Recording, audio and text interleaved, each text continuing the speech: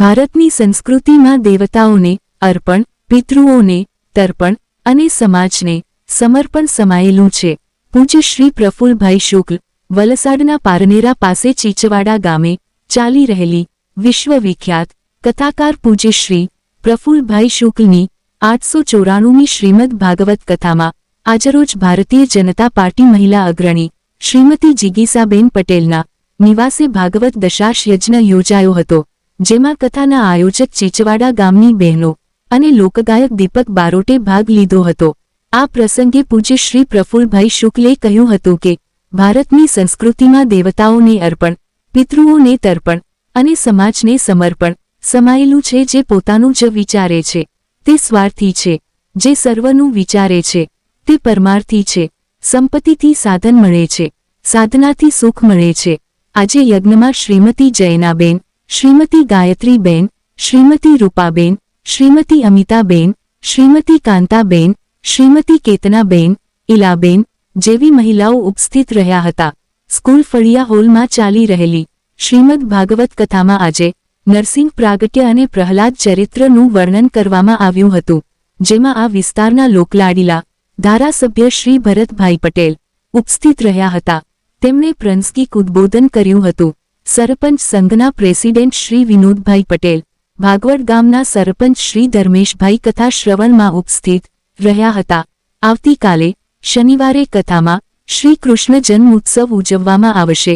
શ્રીમતી અમિતાબેન દેવેનભાઈ દેસાઈ હરિયાના હસ્તે લાલાનું પારણું ઝુલાવવામાં આવશે. આજના ભાગવત દશાશ યજ્ઞમાં અભિનવ સુરત ન્યૂઝના એડિટર પ્રકાશભાઈ પટેલ અને ચરોતરના આણંદના પેટલાદથી સબ એડિટર નિરાલીબેન પટેલ સહભાગી બન્યા હતા. પ્રસ્તુતિ અભિનવ સુરત ન્યૂઝ ચેનલ, એડિટર પ્રકાશ પટેલ, સુરત.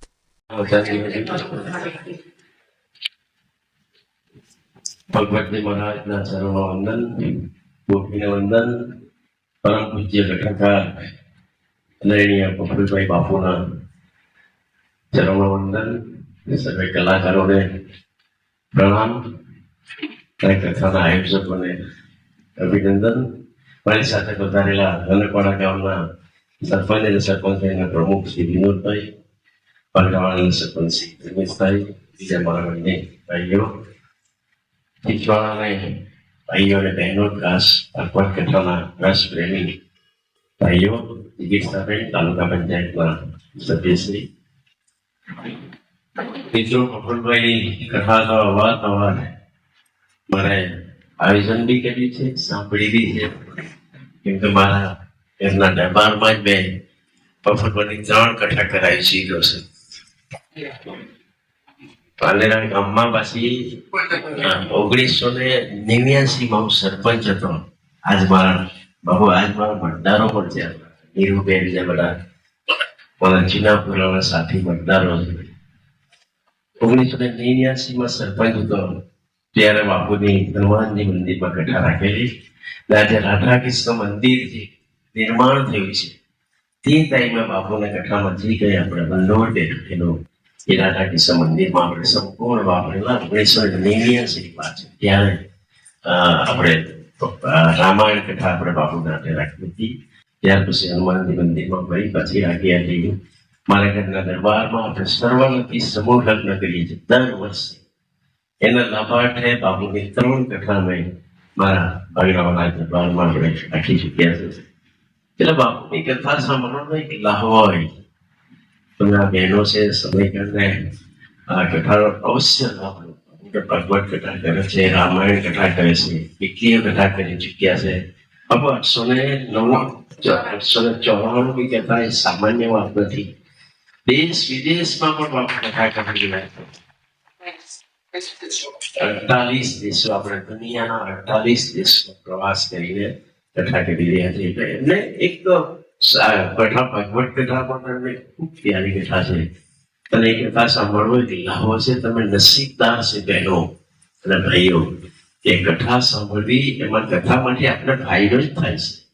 એમાં કશું ગુમાવવાનું નથી. કેમ કે આંતરરાષ્ટ્રીય કથાકાર પરમ પૂજ્ય પ્રફુલ્લભાઈ શુક્લાજી દ્વારા ભગવત કથા ચીચવાડા ગામે ચાલી રહેલ છે. આ કથાનું આયોજન દીપકભાઈ બારોટ અને બહેનો દ્વારા કરવામાં આવેલ છે.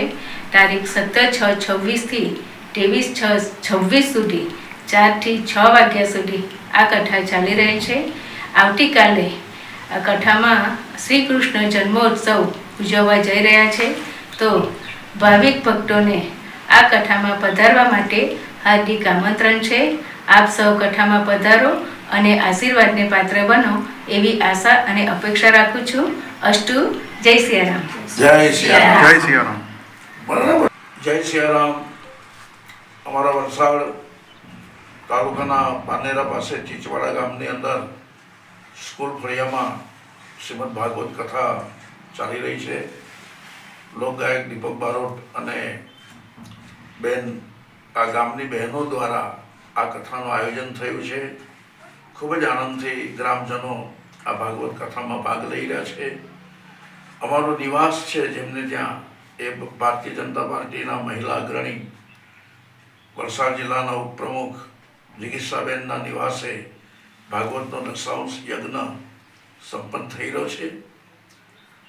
ભારતની સંસ્કૃતિમાં યજ્ઞની પ્રાધાન્યતા છે. દેવતાઓને અર્પણ, પિતૃઓને તર્પણ અને સમાજને સમર્પણ આ યજ્ઞનું મહત્વ છે. અને એ દશાંશ હવન જ્યારે આજે સંપન્ન થાય છે, આ પ્રસંગે અભિનવ સુરત ન્યૂઝના એડિટર પ્રકાશભાઈ પટેલ અને સબ એડિટર નિરાલીબેન પટેલ જે આણંદથી આવ્યા છે એ પણ આજે યજ્ઞમાં સહભાગી બન્યા. ખૂબ જ આનંદ અને ઉત્સાહથી કથા પ્રવાહ ચાલી રહ્યો છે.